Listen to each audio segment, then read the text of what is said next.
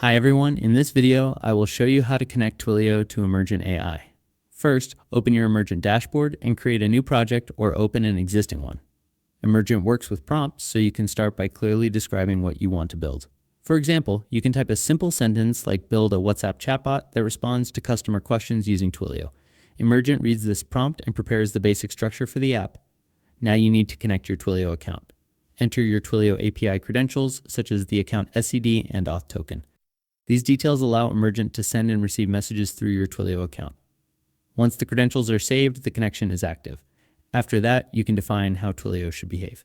You can tell Emergent when to send a message, what the message should say, and which event should trigger it. For example, you can trigger a Twilio SMS when a user submits a form or when a new record is created in another app. If everything works, your Twilio integration with Emergent AI is ready to use in your app. Thanks for watching.